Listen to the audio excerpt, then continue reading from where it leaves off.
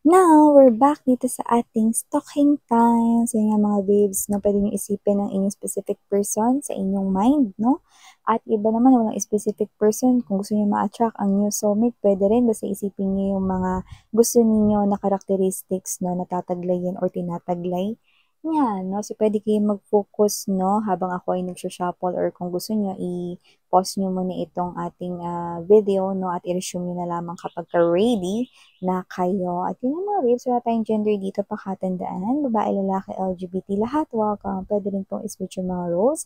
Dahil possible talaga magkapalit-palit kasi general reading po ito. And at the end of the day, everybody, you have your free will. Like, pwede nyo pong gamitin yan anytime, anywhere. And yes, if you're hearing some kind of noise in my background, I'm sorry about that mga babes. It's out of my control. Thank you so much for your patience and understanding. So let's get into your reading. So Archangel Michael, thank you so much for the angel guides. Can we get messages from this person connecting with collectives? By the way, may main channel pa tayo mga babes, no? At yun ay ang The High Priestess. Kaya kung interesado kayo, ang link niyan ay down below. At bukod sa daily collective readings, no? Meron din tayo dyan na reading per zodiac sign. Okay, so let us see. Tell me something about this energy connecting sa aking collective. Tell me something. Okay.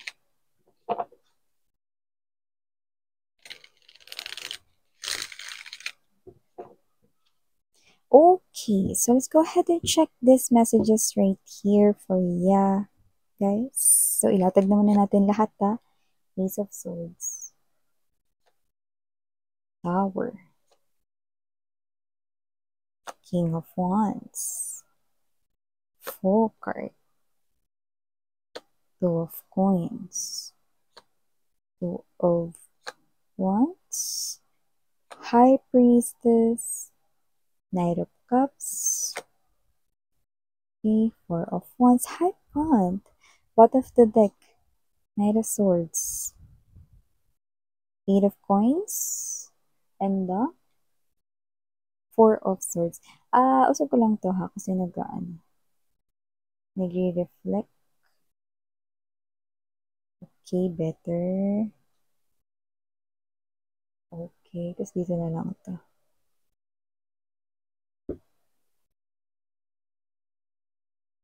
Okay.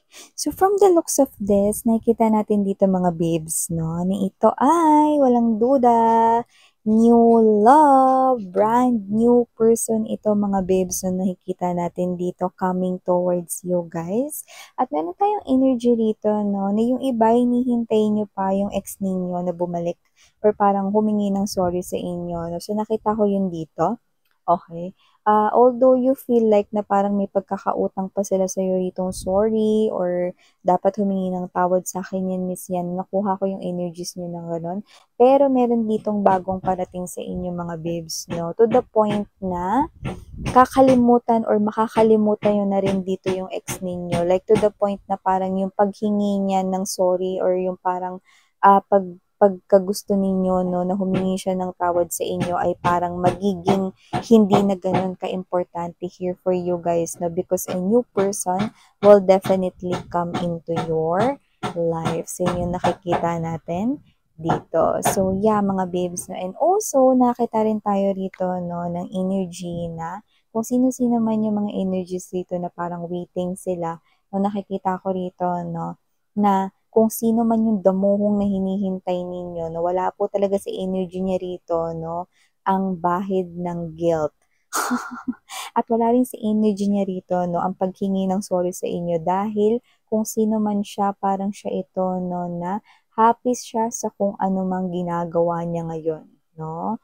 At may energy siya na parang pa-bunging-bunging. So, baka siya ay klase ng energy na parang naglalaro lang, kind of thing. Very immature and at the same time, childish. Yung nakikita natin dito. Okay? So, ibig sabihin mga babes, no? Okay? May nakuha tayong ganong klaseng energy pero hindi talaga yun yung pinaka punto ng reading na ito. Binanggit ko lang kasi lumabas din dito, no? In short, sinasabi dito ng angel guides ninyo, wag nyo na yung hintayin dahil may bagong pag-ibig dito to the point na dahil dito sa bagong pag-ibig, makakalimutan nyo na yung buwisit na yan. Kaya kung sino man tong bagong darating sa inyo, no, this is the man and the woman of your dreams. Pero yung iba literal na makikita nyo rin siya sa inyong dream. Like, may mga clues. Pwedeng marinig mo yung boses niya sa inyong dream. Pwede rin naman na makita mo yung kanya rito na mukha sa inyong dream. Yung iba doesn't have to be the whole face. Maybe ang makita mo is yung eyes, yung mas maalala mo, no? Eyes, nose, no? Maybe two parts ng kanyang face ang posibleng maalala mo, might be. But there's something here na may clue sa inyong panaginip, no? At kung sino man tong energy na to mga babes, na this person is receiving already a call. Ayan, no? Power energy, high priestess, tinatawag na siya. This person is already, no? Wala siya ditong naririnig, no? Na parang kung ano-ano man, no? Pero, meron siyang nare-receive na mga mensahe, no? Na parang, gawin mo tong bagay na to, gawin mo tong bagay na to. Ako rin po yung sound effects dito, wag na po kayo mag-tak. So, nakita ko rito, no, na ibig sabihin, parang tinatawag siya rito na gawin niya tong bagay na to, no, kasi baka ito yung daan para papunta sa'yo or para magkalapit kayo or magkaroon kayo ng unang encounter or magkaroon kayo ng koneksyon. Yun yung nakuha natin dito. Meron ditong command si universe sa tao na ito, no, at yun ang nakikita ko rito, no, na posibleng nare-receive niya rin sa kanyang mga dreams or possible na yes, you heard it right, no? Yung iba, possible na nakikita niya na rin at naririnig niya rin ang inyong voice rito, mga babes, no? Like, yung tipong nag-good morning kayo sa kanya, or tinawag niya yung kanyang pangalan dito, no? And this person here, no, wakes up na parang, sino yun? But parang feeling ko masyado kong komportable sa kanyang presence, no? Well, yun ay walang iba kundi ikaw, babe, sweetheart, ikaw yung tinutukoy niya rito, no? At itong tao na to ay nalalapit na nga ang inyong pagtatagpo dahil nakikita ko rito na siya ay tinatawag na, no? So, this person right here is already receiving this kind of message right here about you guys. At nakikita ko rito na hindi siya rito, what's this, hindi niya sinasalag ito. Siya ay talagang nakikita ko na gagawin niya ito. No? So, kung tinatawag man siya rito, kung nari ganito, may mga situations na ganito na parang biglaan daw yung dating. No? Like, let's say, pinatawag siya rito ng kanyang boss, no? Hindi kasi makakapunta si ano, so ikaw na lang yung ipapadala ko na representative ng company natin dito sa company na to. And then that company, no, pwedeng yun pala yung company kung saan ka nagtatrabaho, baka doon ka pala nag-o-office, ganyan, no? Or baka yun yung parang malapit, no, kung saan doon talaga kayong dalawa, no, na magtatagpo, magkikita, ganyan, no? Yeah, if it's something here that bothers you, mga babes, no, yung parang may construction na ginagawa, super lapit, no, I'm sorry about that. Thank you so much for your understanding, yan, no. And yes, natuloy na natin yung pag-uusap natin dito. Nakita rin tayo ng energy rito, mga babes, no, na itong mga parang biglaan na mga bagay na hindi sinasadya, yung mga mangyayari na lamang dito, no. So, nakikita ko yun dito na ito ay parte, no, ni universe rito na parang way nila, okay? Para mapaglapit na kayong dalawa. So, nakikita ko dito that this person here is nagtataglay rito ng mga katangian na sweet, romantic, no? Meron din siyang energy rito na parang hindi siya madamot, no, pagdating dito sa bagay na meron siya, no. Well, hindi lang sa'yo, pati rin sa mga tao sa paligid niya, no? At may energy siya rito ng kaperahan. So, possible na more than one yung pinagkakakitaan niya. So, pwedeng multiple yung pinagkakakitaan niya rito, sweethearts, no? And yes, nakita rin ako rito na pag nakasama mo siya, no, magiging happy ka lalo kasi very jolly ang kanyang personality. And itong person na to, papuntang simbahan talaga kayo. Knight of Cups energy, Four of Wands, no? Right beside the Hierophant, papuntang simbahan talaga kayong dalawa. Okay. Yung iba may clue dito, parang, ewan ko pero maaaring meron ditong mangilan-ngilan na viewers possible na sa church mo siya ma-meet or ka-churchmate mo 'to. Yan, ulitin ko lang for few of you lang yung clue na yun, okay? Kaya just take how this resonates, okay? So, nakita tayo dito ng energy na kung ano man yung mga parang mga biglaan dito ng mga situation na tatawagin siya, susunod siya. This person will follow the command, no? Because these commands ay magli-lead papunta sa'yo. Yan ang nakikita ko dito. No? With the Two of Coins energy, nakita ko rin na itong person na to no, is someone na posibleng meron nagbabother sa kanya. Okay? Ngayon, like ngayon possible na may iniisip siya rito, no? Pero hindi yun babae or lalaki, no? Or hindi yun about love life. No? Possible na meron siyang hinahandle na multiple works at pwedeng nagkakaroon rin ng parang problem or may challenge doon. No? So, okay, pwedeng yun ay work-related. Okay?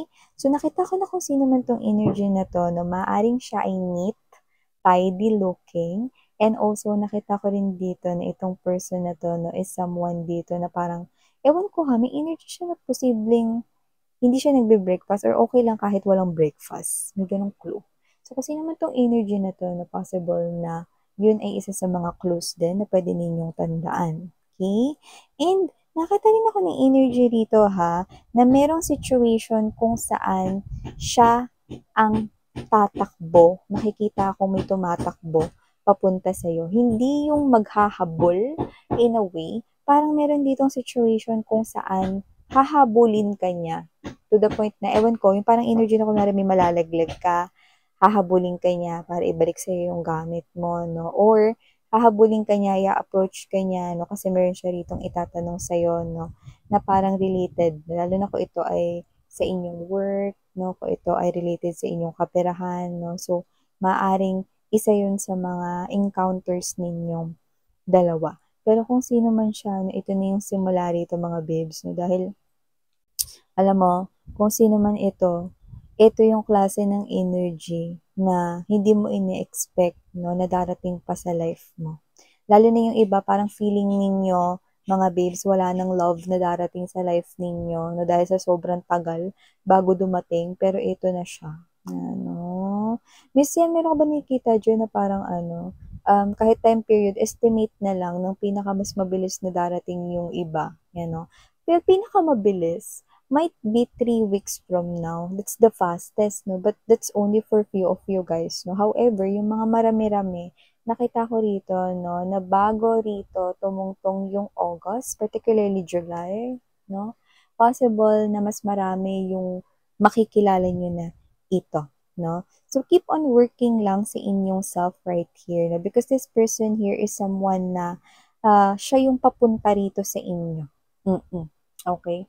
Siya yung mas pinaka nakaka-receive ng mas maraming mensahe. So, wala kayong kailangang gawin dito, no? Kundi mag-standby lang, okay? Put a smile on your face, relax, and chill. Yan ang gawin ninyo, no? And yes, for the initials, no, we're seeing a lot, and I love it. No?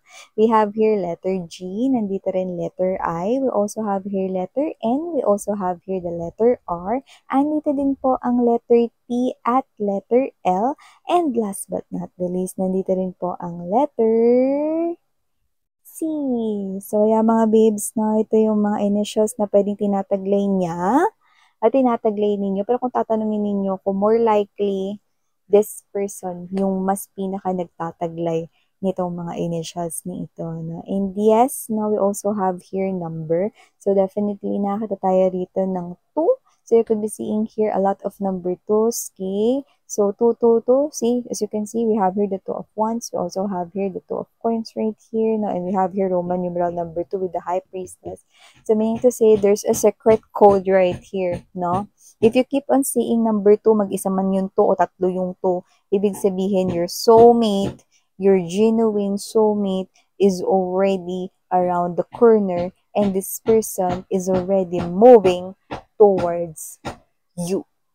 Wow! So, claim this beautiful message right here. And again, I'm Yuriana on mga babes. And I do apologize again for the sound. If it bothers you or if it hurts your ear, thank you so much for your understanding, sweetheart. From the bottom of my heart, sarang hiyo, Love and light. Okay, again, I'm your Yana on me for the girls and Yana Luna for the boys. Sarang Hiyo, love and light. Annyeong.